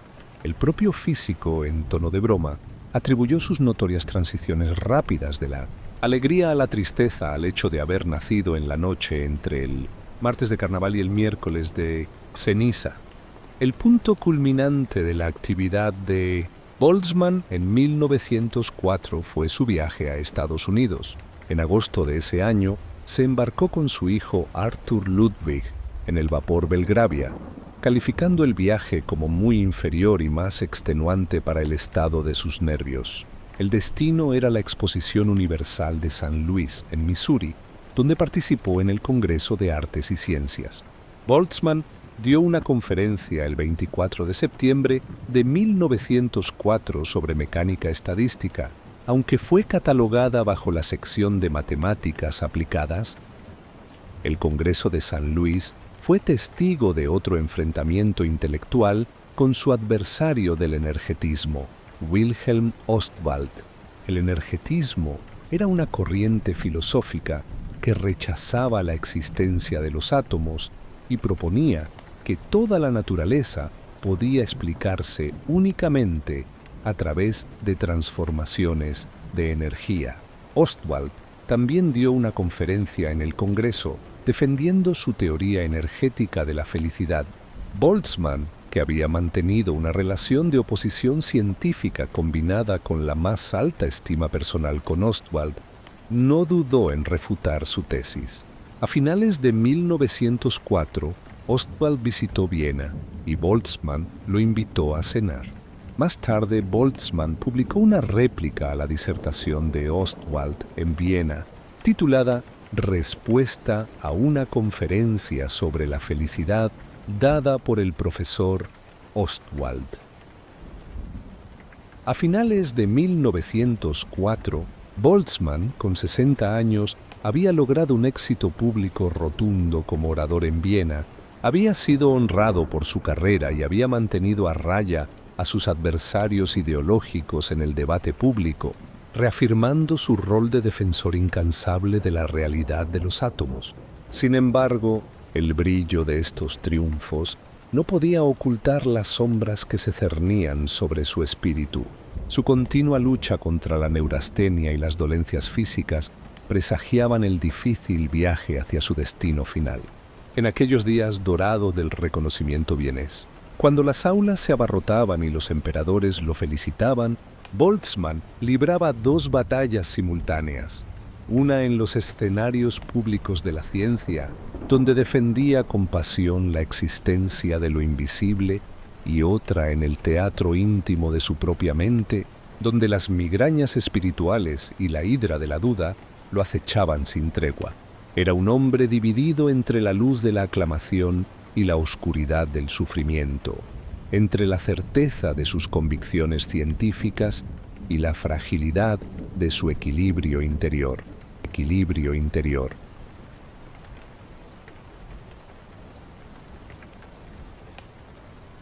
El viaje a El Dorado y la migraña, Metafísica 1905. El año 1905. Cuando Ludwig Boltzmann cumplió 61 años, se caracterizó por una intensa actividad intelectual y una notable inestabilidad emocional que se manifestaron en un giro radical en su enfoque filosófico y en su tercer y último viaje a América. Este periodo quedó plasmado en su famoso y humorístico relato titulado Viaje de un profesor alemán a El Dorado, incluido en sus escritos populares, El Físico, que había dejado Viena en 1900 debido a la neurastenia, un agotamiento nervioso extremo, y regresado en 1902 con la promesa de no volver a salir de Austria, aceptó una invitación del presidente de la Universidad de California, Benjamin Ide Wheeler, para participar en su sesión de verano del 26 de junio al 5 de agosto de 1905 en Berkeley. La invitación, que ofrecía un honorario de $1,000, equiparaba a Boltzmann con académicos de renombre internacional como Ramsay y Arrhenius. Boltzmann zarpó de Bremen el 13 de junio en el vapor Kronprinz Wilhelm. El viaje fue intenso y, Aunque Boltzmann había asistido a conferencias en la Universidad Clark en 1899 y en San Luis en 1904, esta visita a California fue particularmente notable. El viaje resultó estresante y agotador, especialmente para el estado de sus nervios. En Berkeley debía dar conferencias sobre analogías mecánicas de la termodinámica, con especial referencia a los teoremas de la mecánica estadística. Su relato, el viaje de un profesor alemán a El Dorado, que comenzó con el lacónico anuncio a un colega de su destino, San Francisco, es una pieza de descripción histórica y humorística. En él, Boltzmann, que se dedicó a dar rienda suelta a su lengua, contrastaba el idilio americano con la incómoda realidad. Boltzmann se quejó de varios aspectos del ambiente californiano. Aunque Berkeley le había sido descrito como uno de los mejores centros de veraneo de Estados Unidos, con un clima saludable, el físico encontró la realidad menos agradable. El clima, una alternancia entre un calor subtropical y un frío que requería calefacción en julio, a una latitud comparable a Palermo, y cambios abruptos de un clima seco a uno brumoso donde ni siquiera se podía ver la casa de al lado, era difícil de soportar para un europeo. El agua también le causó problemas. El agua conservada de las lluvias invernales en cisternas gigantescas no le sentó bien al estómago. Además, en Berkeley, beber o vender cerveza y vino estaba estrictamente prohibido. Boltzmann se lamentó con su asistente Stefan Meyer de que el vino casi se oculta como un estudiante su cigarro, preguntándose si a eso lo llamaban libertad. Las anécdotas curiosas de sus viajes reflejaban su distracción y falta de preocupación por las apariencias. Se relató que en San Luis, en su viaje anterior en 1904, o posiblemente en este, debido a su aspecto más desaliñado de lo habitual por la pérdida de su equipaje, un oficial lo confundió con un mozo de equipaje.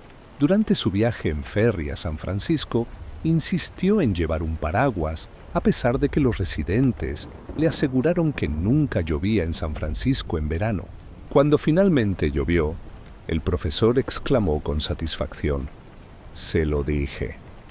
Su visita a la Universidad de California en Berkeley, donde impartió clases en un inglés, por así decirlo, que a veces era deficiente, estuvo marcada por una profunda reflexión filosófica. El campus estaba cerca del edificio más importante para él, un hostal llamado Cloyne Court, nombre que aludía al obispo y filósofo inglés Berkeley, cuya filosofía idealista, que cuestionaba si el mundo material existía independientemente de nuestra percepción, Boltzmann se propuso refutar. El estado mental de Boltzmann antes y después de su viaje a California fue documentado por su intensa correspondencia con el filósofo Franz Brentano, con quien se había puesto en contacto al asumir la cátedra de filosofía en Viena. En una carta de diciembre de 1904, a la edad de 60 años, Boltzmann se disculpó por su silencio, confesando que su neurastenia se había manifestado nuevamente y que la filosofía abstracta era a menudo la culpable. Explicó que la reflexión sobre cosas totalmente abstractas o incluso completamente abstrusas atacaba sus nervios, mientras que el campo concreto de la física le resultaba descansador en sí mismo. Describió su sufrimiento como migrañas espirituales. En la primavera de 1905, antes de partir a América, Boltzmann visitó a Brentano en Florencia. A su regreso, escribió a Brentano en abril de 1905, expresando su gratitud por la hospitalidad, el glorioso aire libre y las conversaciones filosóficas. A pesar de que la filosofía de Brentano no lo convenció por completo, admitió que, debido a su propia tendencia a la incertidumbre, había llegado a ser un machiano, seguidor de Mach, en cierto sentido, dudando si realmente estaba situado allí o si quizás realmente estaba soñando. La incursión de Boltzmann en la filosofía no fue solo una búsqueda de paz mental, sino un enfrentamiento directo. En enero de 1905, Boltzmann había dictado una polémica conferencia ante la Sociedad Filosófica de Viena. Aunque el título original era una larga y cáustica diatriba, prueba de que Schopenhauer es un filosofastro sin espíritu, ignorante, que garabatea sin sentidos, fue suavizado a sobre una tesis de Schopenhauer. Boltzmann afirmó haber tomado el título original de una obra de Schopenhauer, solo reemplazando a Hegel por el nombre de Schopenhauer. El año 1905 también fue significativo para su legado con la publicación de su colección de ensayos, escritos populares que incluía conferencias sobre metodología, filosofía y su relato de viaje. En esta colección, Boltzmann manifestó claramente su fase de filosofía lingüística. Argumentaba que la filosofía, si quería ser útil, debía limitarse a ser una sirvienta de la ciencia, cuyo propósito era examinar el lenguaje y eliminar toda expresión metafísica.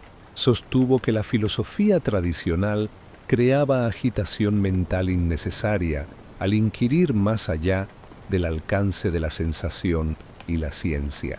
En un ejemplo de su relativismo lingüístico, la idea de que diferentes lenguajes y formas de hablar crean diferentes maneras de entender la realidad, que influyó en pensadores posteriores como Wittgenstein, llegó a afirmar que el realismo y el idealismo eran solo lingüísticamente diferentes o representaban más o menos la misma posición. Este enfoque culminó en el prólogo de sus escritos populares, fechado en junio de 1905. Aunque la edición fue publicada en Leipzig por Barth, Boltzmann utilizó una ortografía fonética inusual en el prólogo, escribiendo las palabras según su pronunciación en lugar de seguir las reglas ortográficas tradicionales, una excentricidad que se ha relacionado con los movimientos de reforma lingüística de la época. El regreso de Boltzmann a Viena en agosto de 1905 se produjo con la sensación de una victoria intelectual temporal, plasmada en sus textos. Sin embargo, la fatiga extrema por el exceso de trabajo, la finalización de su artículo técnico para la enciclopedia de Klein, para evitar que lo escribiera Zermelo, el relato de El Dorado y la publicación de su colección de ensayos exacerbó su condición mental. Boltzmann había logrado escapar de la hidra de la duda filosófica por un tiempo, pero los espasmos de euforia y humor de su viaje fueron seguidos por la depresión más profunda, lo que lo llevaría a cancelar sus clases en 1906 y, finalmente, al trágico final en septiembre de ese año.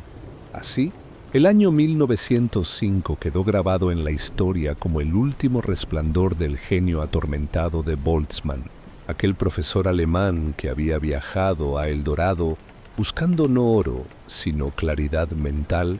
Regresó con sus bolsillos llenos de anécdotas y sus escritos rebosantes de ideas revolucionarias, pero con el alma cada vez más fragmentada. Había escalado las cimas del pensamiento filosófico mientras sus nervios se desmoronaban en los valles de la enfermedad. Como un equilibrista caminando sobre una cuerda tendida entre dos abismos, el del genio y el de la locura, Boltzmann avanzaba tambaleándose, sabiendo que cada paso podía ser el último. La migraña metafísica que lo atormentaba no era sino el precio que pagaba por mirar demasiado profundamente en los misterios del universo, por intentar descifrar no solo las leyes de la naturaleza, sino también las trampas del lenguaje y las ilusiones de la mente. Las ilusiones de la mente.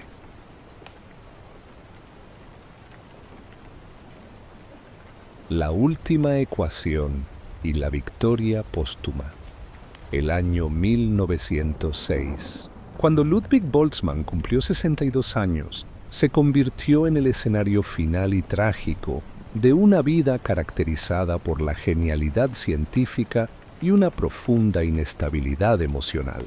A pesar del éxito público que habían supuesto sus conferencias sobre filosofía en Viena, el deterioro de su salud, exacerbado por las tensiones intelectuales y el exceso de trabajo, se hizo insostenible. Las últimas cartas de Boltzmann en 1906 revelan un espíritu profundamente abatido. Su neurastenia, un agotamiento nervioso severo que afectaba tanto su mente como su cuerpo, se había manifestado con tal virulencia que tuvo que cancelar las clases que había anunciado para el semestre de primavera, ya que en los círculos informados se sabía que probablemente nunca más podría ejercer su profesorado. El decano de la Facultad de Filosofía de la Universidad de Viena informó oficialmente al Ministerio de Educación en mayo de 1906 que el profesor sufría de neurastenia severa y, por recomendación médica, debía detener toda actividad científica. La angustia mental de Boltzmann quedó vívidamente registrada en su correspondencia. En enero de 1906, después de recuperarse de una dolorosa y molesta enfermedad que lo había encadenado a su habitación durante casi 14 días, escribió al filósofo Franz Brentano. En esta carta, Boltzmann confesó que una gran depresión mental había permanecido. Expresó abiertamente su profundo pesimismo sobre su propia filosofía, llegando incluso a dudar de la posibilidad misma del conocimiento filosófico. Boltzmann, quien se consideraba a sí mismo un hombre de grandes contrastes emocionales, envidió abiertamente a Brentano, considerándolo un verdadero filósofo por su alegría y satisfacción constante. Él, en cambio, a sus 62 años, sentía que no había ganado ninguna paz mental. En una carta a Svante Arrhenius, comenzada en enero de 1906, el físico se quejó de que su asma se había vuelto más fuerte y que sufría terriblemente de su viejo mal, la neurastenia. Una de las consecuencias más desagradables de esta condición era su gran renuencia a terminar o enviar cualquier cosa, incluso un acto tan simple como una carta a un colega. La gravedad de su estado requirió que, poco después de la Pascua de 1906, fuera trasladado a una clínica para enfermedades nerviosas cerca de Múnich, pero la abandonó a los pocos días para regresar a Viena, incapaz de tolerar el confinamiento.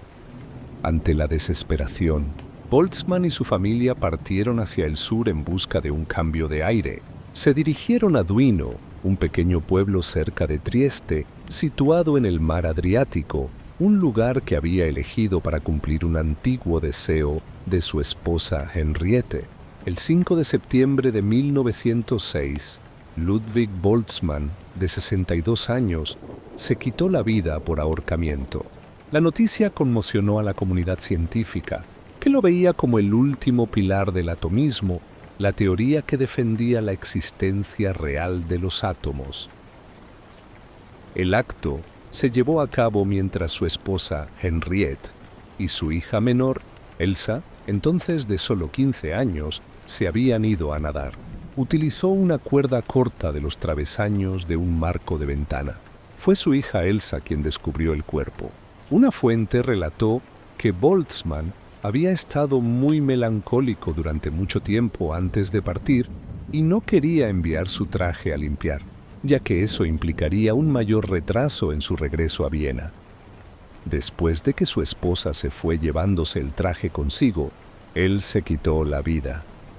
El trágico destino de Boltzmann no se explica por una sola causa, sino por la interacción de una profunda enfermedad mental con la presión profesional e intelectual de su época.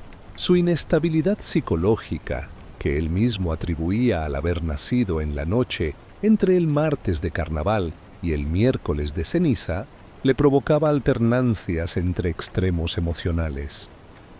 Un factor significativo fue la fatiga extrema. En el periodo inmediatamente anterior a 1906, Boltzmann se había sobreexigido al terminar una serie de compromisos académicos. Se sintió obligado a terminar un extenso ensayo técnico sobre la teoría cinética de la materia para la Enciclopedia de Klein, publicado póstumamente en 1907, en parte para evitar que su oponente antiatomista, Ernst Zermelo, lo escribiera. Este exceso de trabajo, junto con la redacción de sus escritos populares y el viaje a California en 1905, fue el catalizador de su colapso.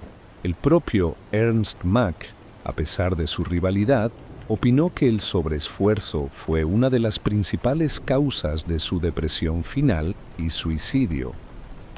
A nivel intelectual, la sensación de asedio filosófico no cesaba.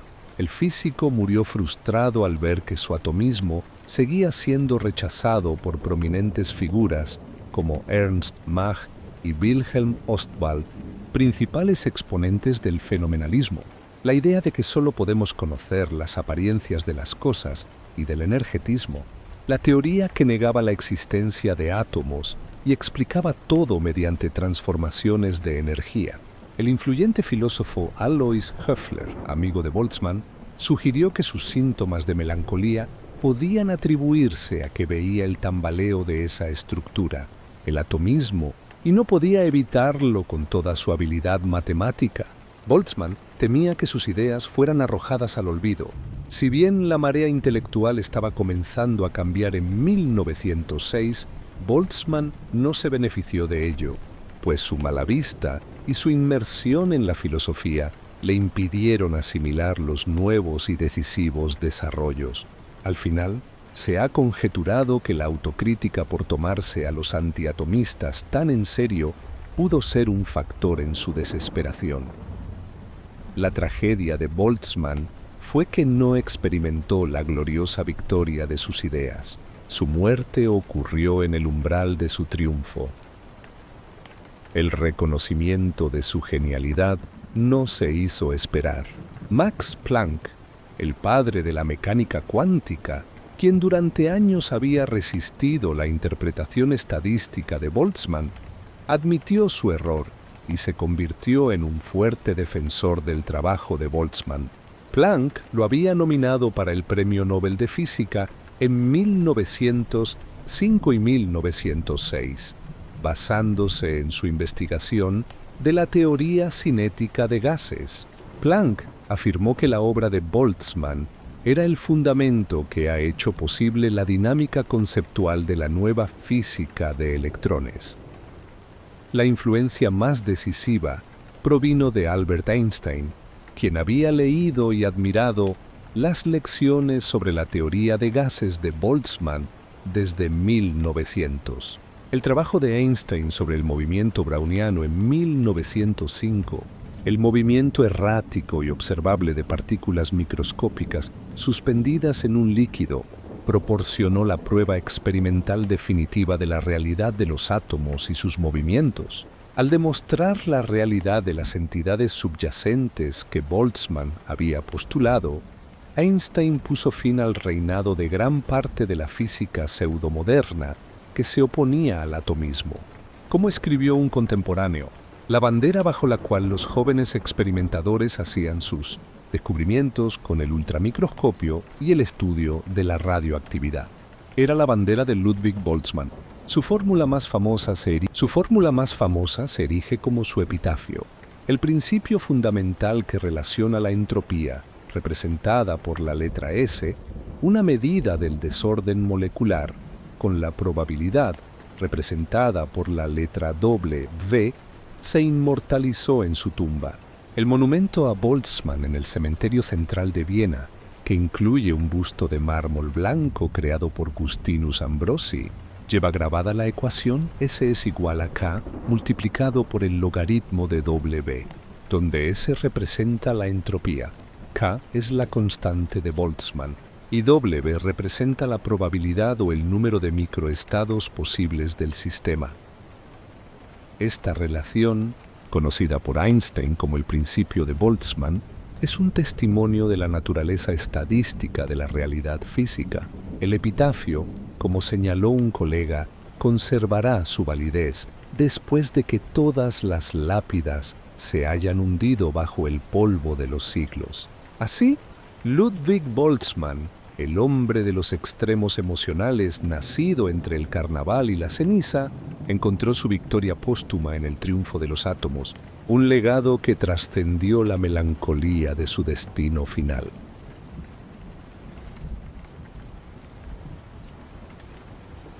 La victoria póstuma y el legado inmortal. Ludwig Boltzmann, el hombre de los extremos emocionales, nacido en la noche entre el jolgorio del carnaval y la austeridad de la ceniza, encontró su destino trágico en Duino el 5 de septiembre de 1906.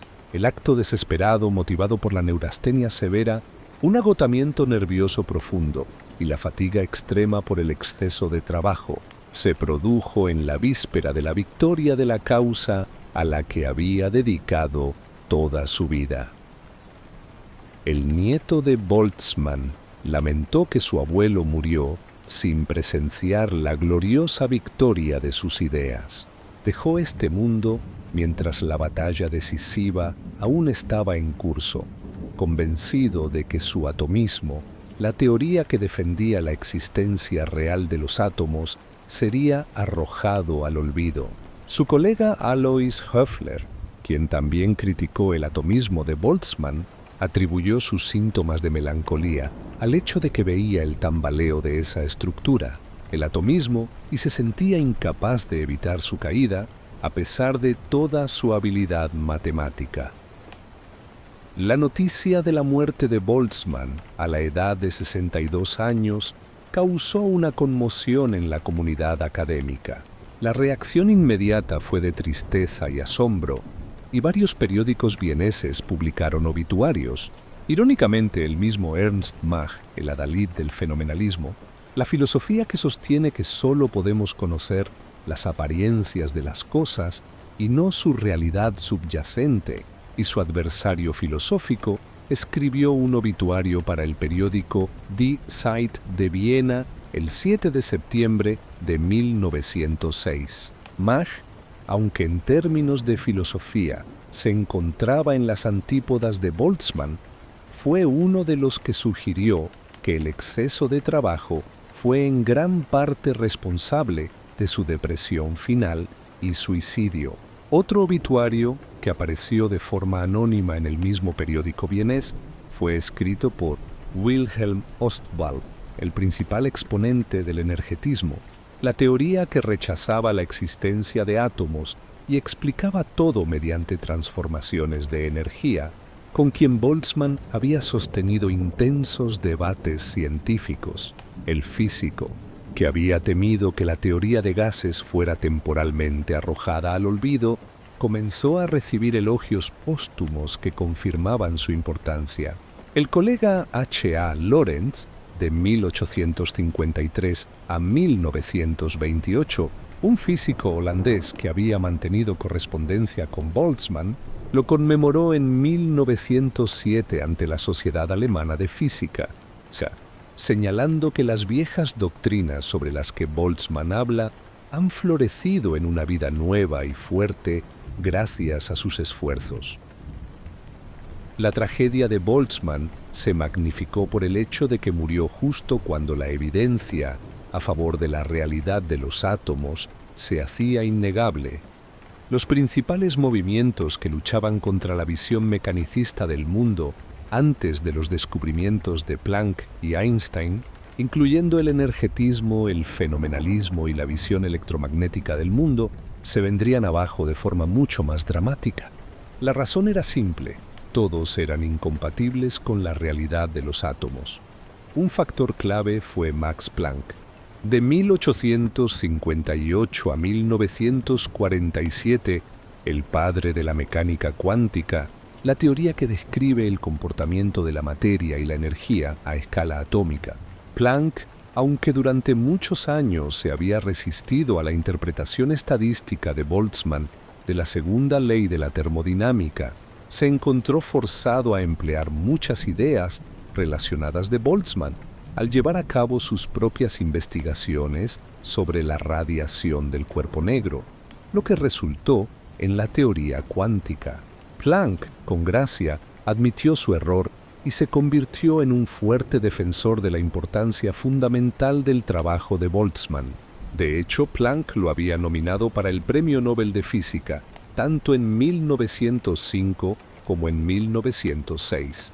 Planck argumentó que la contribución de Boltzmann al campo de la teoría cinética de gases era el fundamento que había hecho posible la dinámica conceptual del sistema complejo de electrones que se desarrollaba en ese momento. Sin embargo, fue Albert Einstein, de 1879 a 1955, quien proporcionó el golpe de gracia definitivo al antiatomismo. Las ideas de Boltzmann fueron esenciales para la física del siglo XX. Einstein había leído y se había convencido por completo de la corrección de los principios de la teoría de Boltzmann en su libro Lecciones sobre la teoría de gases, publicado en 1896 y 1898. Ya en 1900, Einstein le había escrito a su prometida Mileva Marić que el trabajo de Boltzmann era magnífico y que Boltzmann era un maestro expositor. El trabajo de Einstein sobre el movimiento browniano, publicado en su año maravilloso de 1905, el movimiento errático y observable de partículas microscópicas suspendidas en un líquido, en colaboración con las investigaciones de Marian Smoluchowski y Jean Perrin entre 1905 y 1908, proporcionó la prueba experimental definitiva de la realidad de los átomos. Al demostrar la realidad de las partículas subyacentes, Einstein aseguró el triunfo póstumo de Boltzmann. La bandera del atomismo, que Boltzmann había luchado por mantener izada, fue finalmente confirmada. Boltzmann, por otro lado, murió sin haber asimilado plenamente los descubrimientos de Planck y Einstein, en parte debido a sus problemas de vista y a que la filosofía ya tenía sus garras en él. A pesar de su papel como físico teórico, la influencia de Boltzmann se extendió hasta la filosofía. Su participación en la Cátedra de Filosofía de la Naturaleza en Viena, entre 1903 y 1906, como sucesor de facto de Ernst Mach, lo llevó a desarrollar sus ideas tardías, recogidas en sus escritos populares. Su visión era la de que la filosofía, si quería ser útil, debía limitarse a ser una sirvienta de la ciencia. Argumentaba que el propósito adecuado de la filosofía era simplemente examinar el lenguaje y eliminar toda expresión metafísica. Boltzmann consideraba que la filosofía tradicional creaba agitación mental innecesaria. En un claro giro lingüístico, llegó a afirmar que el realismo y el idealismo eran a menudo solo lingüísticamente diferentes. Esta visión de la filosofía como clarificación del lenguaje para eliminar toda expresión metafísica lo convirtió en un precursor de pensadores posteriores. Su filosofía influyó en el escepticismo sobre la metafísica que caracterizaría al Círculo de Viena, una influyente escuela filosófica en las décadas de 1920 y 1930, aunque el positivismo de Mach perduró, pero de forma boltzmannizada. El joven Ludwig Wittgenstein, de 1889 a 1951, quien más tarde se convertiría en una figura central de la filosofía del lenguaje, se lamentó al dejar Linz en 1906, pues había esperado aprender directamente de Boltzmann. De hecho, se ha sugerido que la fuerte identificación de Wittgenstein con la fase lingüística del pensamiento de Boltzmann entre 1904 y 1905 sugiere algún tipo de contacto con sus ideas. La verdadera inmortalidad de Ludwig Boltzmann reside en su logro más profundo y duradero, el descubrimiento de la conexión entre el mundo microscópico y el mundo macroscópico, condensado en una sola ecuación. Como testamento de su victoria póstuma, la Universidad de Viena tomó su tumba de honor en el cementerio central de Viena, bajo la guardia municipal.